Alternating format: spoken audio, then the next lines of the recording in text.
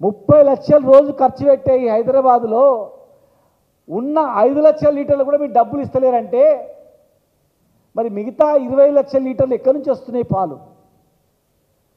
పాలు కల్తీవా మంచివా ఏ రాష్ట్రం నుంచి వస్తున్నాయి? ఈడ పాలు విండి ఉదయం విండి గంట లోపల మీకు పాలు ఇచ్చే రైతును వదిలిపెట్టి ఈ రైతులను డబ్బులు ఇవ్వకపోతే తెలంగాణ డైరీ మూసేయాలనే కుట్ర ఇది. తెలంగాణ డైరీని పుయ్యాలి, ఆంధ్ర డైరీని పెంచాలి. ఇలా గుంటూరు నుంచి విజయవాడ నుంచి పాలు వస్తున్నాయి. ఆ పాలు మంచి పాల కల్తీ పాల ఎవరిని తెలుసు? వాళ్ళకు కూడా జనాభా వస్తుంది కదా. మరి వాళ్ళకు కూడా అంత జనాభా ఉన్న దగ్గర అంతకన్నా ఉత్పత్తి పాలను ఎవరైనా విశ్లేషించినరా? మనకన్నా జనాభా ఆంధ్రలో ఎక్కువ ఉంది. మరి వాళ్ళకు కూడా 1,00,000 లీటర్లు అవసరం కదా. మరి ఆ 1,00,000 లీటర్లు అవసరం ఉంటే వాళ్ళకి సరిపోని ఉత్పత్తి ఉందా?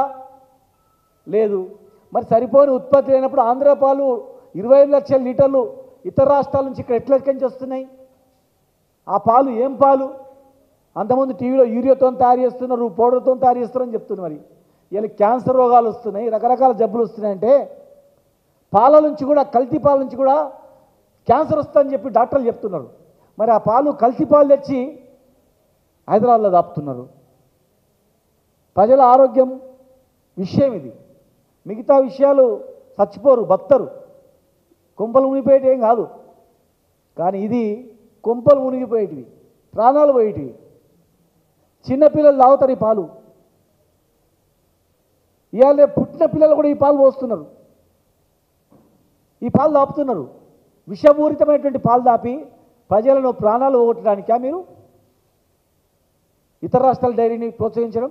తెలంగాణ డైరీని బొందబెట్టి ఆంధ్ర డైరీని పైకి లేపడానికా?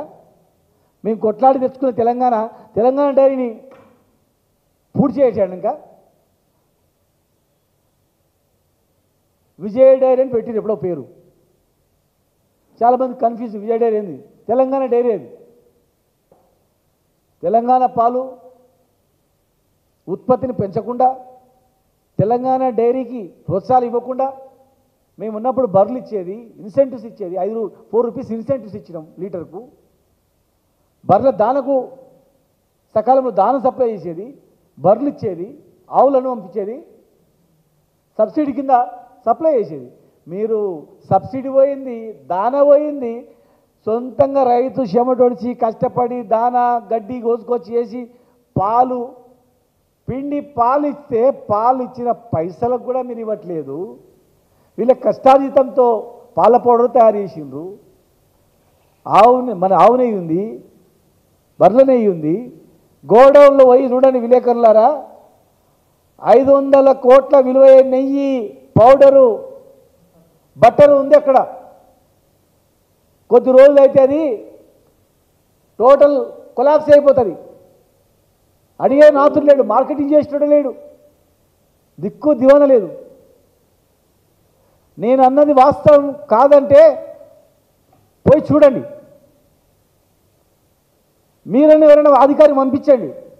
అధికారి పంపించి నేను చెప్పిన మాట వాస్తవం కాదా అని గోడౌన్ తెరిచి, గోడౌన్లో ఉన్న ఘీ ఎందుకు మార్కెటింగ్ చేస్తారు? యాదాద్రికి ఇవ్వండి, మా యాదాద్రి దేవాలయానికి ఇవ్వండి, లడ్డు తయారు చేస్తారు. లేదు పోనీ తిరుపతి దేవాలయానికి ఇవ్వండి, ఉట్టి ఉద్దరి ఇవ్వండి, ఉట్టి మురగబెట్టి